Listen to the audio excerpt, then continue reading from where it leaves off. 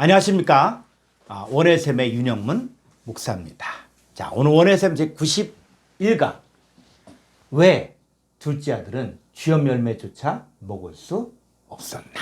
자, 이 질문을 가지고 원어 성경을 통해서 주시는 하나님의 은혜를 나누도록 하겠습니다. 자, 누가복음 15장 16절 말씀입니다. 그가 돼지 먹는 주염 열매로 배를 채우고자 하되 주는 자가 없는지라. 자, 오늘 본문의 이 내용은 어떤 사람에게 두 아들이 있는데 둘째가 아버지에게 아버지여 재산 중에서 내게 돌아올 분깃을 내게 주소서 하니까 아버지가 그 살림을 각각 나누어 주었습니다. 그 며칠이 안 돼요. 둘째 아들이 재물을 다 모아가지고 먼 나라에 가 거기서 허랑방탕하여 그 재산을 낭비하더니 다 없앤 후 그 나라에 크게 흉년이 들어 그가 비로소 궁핍하게 되었습니다.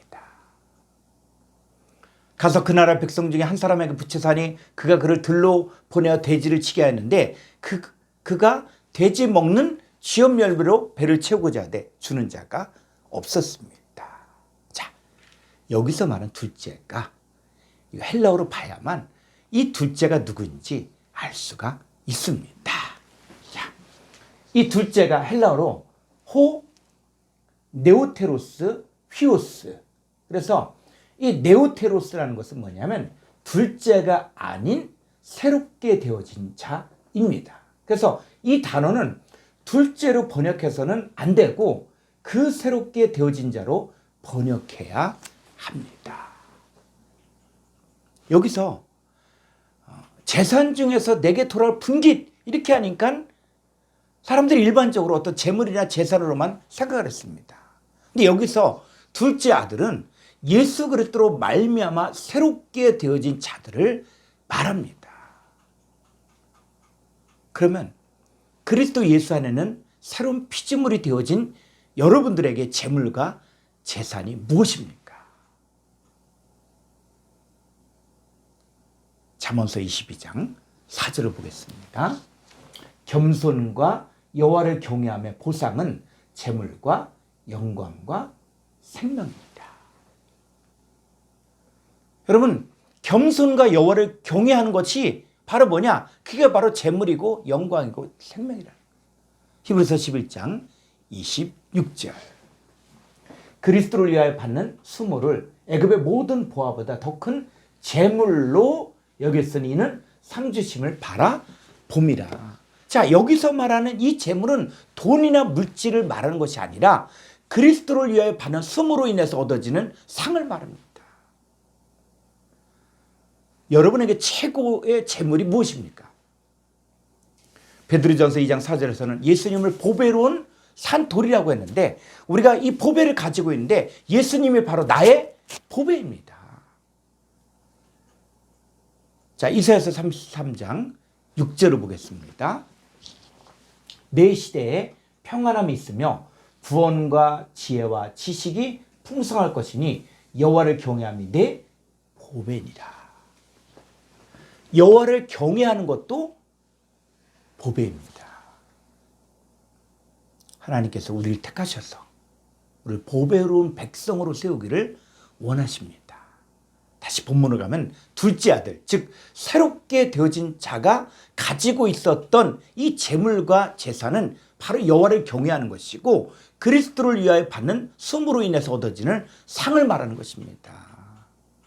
이 둘째 아들, 즉 새롭게 되어진 자는 아버지에게서 받은 여호와를 경외하는 것과 그리스도를 위하여 받는 수모로 인해서 얻어지는 상을 먼 나라에 가서 아낌없이 다 전한 것입니다. 근데 계속 전하다 보니까 아버지와의 관계가 바로 서지 못한 상태이고 아버지께로부터 계속 재물과 재산을 공급받지 못하니까 기근이 들린 것입니다. 자, 여기서 말하는 기근은 하나님 말씀을 듣지 못한 기근을 말합니다. 그러니까 말씀을 전한 새롭게 되어진 자가 계속적으로 말씀을 공급받지 못하니까 흉년이 들어서 궁핍해지니까 그 나라 백성 중 한 사람에게 붙여 살게 되었습니다. 이 말씀을 전하여 세상 나라를 주와 그리스도의 나라로 변화시키는 일을 해야 될 사람이 오히려 세상 사람에게 속하여 살게 되니까 그 사람이 새롭게 되어진 자를 들로 보내어 돼지를 치게 했습니다. 성경에서 돼지는 쪽발이지만 되새김질을 못함으로 부정한 짐승입니다. 그러니까 돼지를 친다는 말은 부정한 짐승들을 키우고 있다는 것입니다. 하나님이 기뻐하시는 일꾼은 부정한 짐승에게 양식을 먹여 정결한 짐승을 만드는 일들을 해야 합니다. 그런데 새롭게 되어진 자는 이미 양식이 다 허비된 상태이기 때문에 부정한 짐승을 살려서 정결한 짐승으로 만들 수 없었습니다. 이 새롭게 되어진 자들이 들에 나가 돼지를 치면서 돼지가 먹는 쥐염 열매로 배를 채우고자 하되 주는 자가 없었습니다. 그럼 여기서 말하는 쥐염 열매가 무엇을 말하는 것일까요? 자, 이 쥐염 열매 헬라어로 한번 보겠습니다. 이 쥐염 열매는 헬라어로 2769번에 케라티온으로 신약에 딱 한 번 쓰였습니다. 이 단어의 동의유래는 2868번에 케라스, 뿔입니다. 뿔. 자, 이 뿔이 뭐냐? 성경에서 말하는 뿔이 무엇이냐? 쥐염 열매가 뿔과 연관이 되어져 있거든요. 자, 계시록 17장 12절을 보겠습니다. 내가 보던 열 뿔은, 자, 뿔이 있죠? 열 뿔은 열 왕이니 아직 나라를 얻지 못하였으나 다만 짐승과 더불어 임금처럼 한동안 권세를 받으리라. 자, 열 뿔은 열 왕을 말하는데 여기서 말하는 쥐염 열매들은 뭐냐? 짐승과 더불어 임금처럼 한동안 권세를 받는 마귀 사탄의 일꾼들을 말합니다.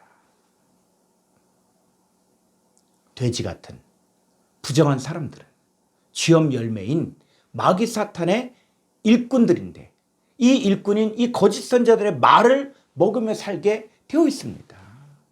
그래서 돼지들이 먹는 했을 때 이 헬라어 문법을 보게 되어지면은 놀라운 사건들이 되어져 있습니다. 보도록 하겠습니다. 보면은 이 미완료 능동태 헬라어 문법을 보면 그래서 부정한 사람들은 항상 쥐염 열매인 마귀 사탄의 일꾼인 거짓 선자들로부터 나오는 말을 먹으려고 합니다. 그런데 새롭게 된 자가 쥐염 열매들로부터 나오는 것으로 배불리려 했지만 한 사람도 주지 않습니다. 이것도 미완료 사건입니다. 그러니까 새롭게 되어진 하나님의 자녀들은 거짓 선자들의 말을 들으려고 해도 들을 수 없게 미완료 상태로 되어 있습니다.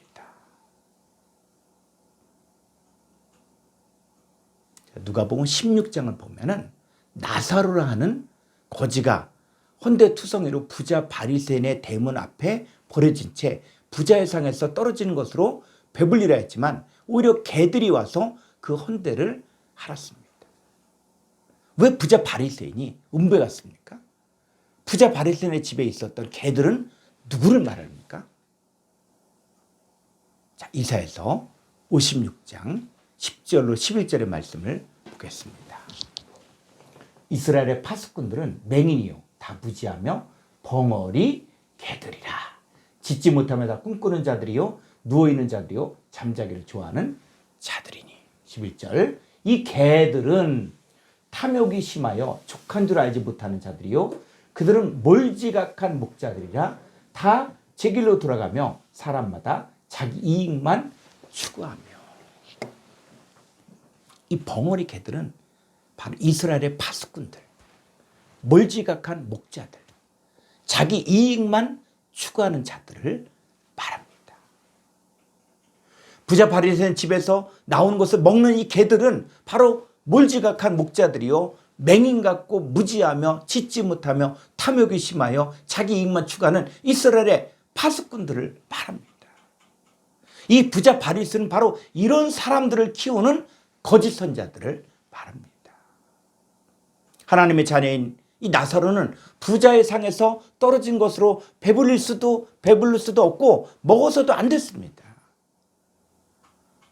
요한복음에서는 나사로가 예수님의 친구라고 나옵니다. 나사로는 예수님을 만나 예수님께로부터 나오는 양식을, 말씀을 먹고 살았기 때문에 아브라함의 품에 있을 수 있었습니다. 다시 본문으로 가서 새롭게 되어진 자가 살 길은 양식이 풍족한 아버지 하나님께로 다시 돌아가는 길밖에 없습니다. 이 새롭게 되어진 자들이 돌아올 때 아버지는 측은히 여겨 달려가 목을 안고 입을 맞추며 종들에게 명하여 제일 좋은 옷을 내어다가 입히고 손에 가락지를 끼우고 발에 신을 신겨 살찐 송아지를 끌어다가 잡아먹고 즐겁게 하였습니다. 제일 좋은 옷은 그리스도로 옷 입고 희고 깨끗한 세마포옷을 입는 것을 말합니다. 가락지를 끼워준다는 말은 상속자로서 그리스도와 함께 상속자가 되는 것입니다.